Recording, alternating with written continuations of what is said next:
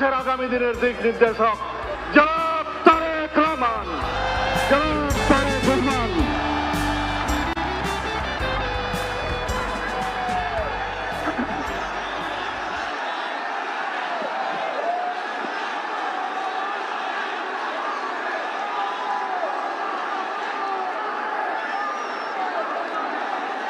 বিসমিল্লাহির রহমানির রহিম।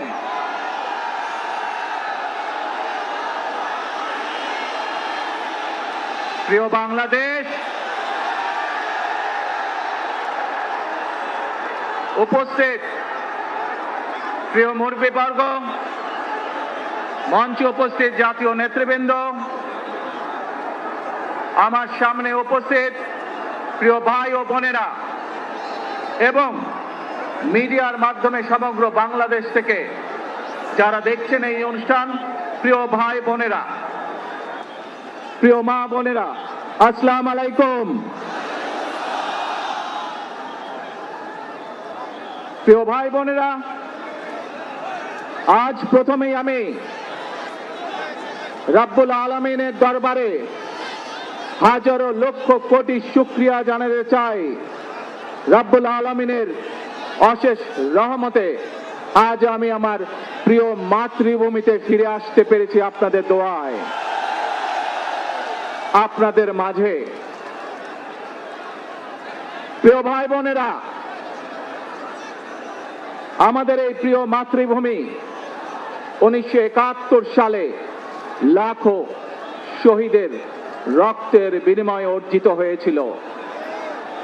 ঠিক একইভাবে 75-এ আবার 7ই নভেম্বর আধিপত্যবাদীদের হাত থেকে রক্ষার জন্য সেদিন সিপাহী জনতার বিপ্লবের মাধ্যমে আধিপত্যবাদের হাত থেকে দেশকে রক্ষা করা হয়েছিল।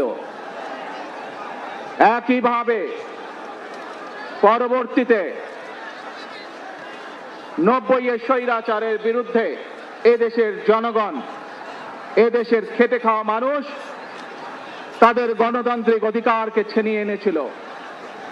কিন্তু তারপরেও ষড়যন্ত্রকারীদের ষড়যন্ত্র থেমে থাকেনি। আমরা তারপর দেখেছি 2024 সালে, 71 সালে এই দেশের মানুষ যেমন স্বাধীনতা অর্জন করেছিল, 2024 সালে এদেশের ছাত্র জনতা সহ সর্বস্তরের মানুষ, কৃষক, শ্রমিক, গৃহবধূ, নারী, পুরুষ, মাদ্রাসার ছাত্র সহ দল মত নির্বিশেষে, শ্রেণী পেশা নির্বিশেষে সকল মানুষ সেদিন 2024 সালের 5ই আগস্ট এই দেশের স্বাধীনতা এবং সার্বভৌমত্বকে রক্ষা করেছিল।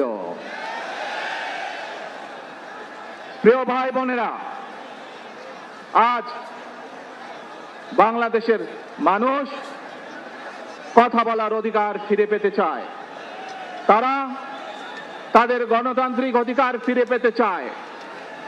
বাংলাদেশের মানুষ চায় তারা তাদের যোগ্যতা অনুযায়ী ন্যায্য অধিকার পাবে। প্রিয় ভাই বোনেরা, আজ আমাদের সময় এসেছে সকলে মিলে দেশ গড়ার। এই দেশে যেমন পাহাড়ের মানুষ আছে, এই দেশে একইভাবে সমতলের মানুষ আছে। এই দেশে মুসলমান, বৌদ্ধ, খ্রিস্টান, হিন্দু সহ বিভিন্ন ধর্মের মানুষ বসবাস করে। আমরা চাই সকলে মিলে এমন একটি বাংলাদেশ গড়ে তুলব আমরা, যেই বাংলাদেশের স্বপ্ন একজন মা দেখেন, অর্থাৎ একটি নিরাপদ বাংলাদেশ আমরা গড়ে তুলতে চাই। যে বাংলাদেশে একজন নারী, একজন পুরুষ, একজন শিশু যেই হোক না কেন নিরাপদে ঘর থেকে বের হলে নিরাপদে ইনশাআল্লাহ ঘরে আবার ফিরে আসতে পারে। প্রিয় ভাই বোনেরা, এই দেশের জনসংখ্যার অর্ধেক নারী, 4 কোটিরও বেশি তরুণ প্রজন্মের সদস্য, 5 কোটির মতন শিশু, 40 লক্ষের মতন প্রতিবন্ধী মানুষ রয়েছেন,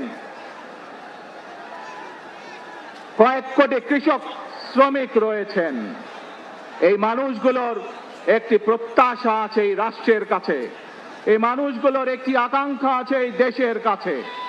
আজ আমরা সকলে যদি ঐক্যবদ্ধ হই, আজ আমরা যদি সকলে প্রতিজ্ঞাবদ্ধ হই, তাহলে আমরা এই লক্ষ কোটি মানুষের সেই প্রত্যাশাগুলো পূরণ করতে পারি ইনশাআল্লাহ।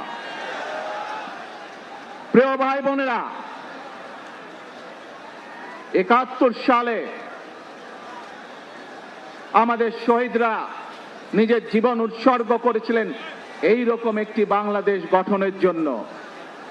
বিগত 15 বছর স্বৈরাচারের বিরুদ্ধে শত শত হাজারো গুম খুনের শিকার হয়েছে শুধু রাজনৈতিক দলের সদস্য নয়, নিরীহ মানুষও প্রতিবাদ করতে গিয়ে অত্যাচার নির্যাতনের শিকার হয়েছে।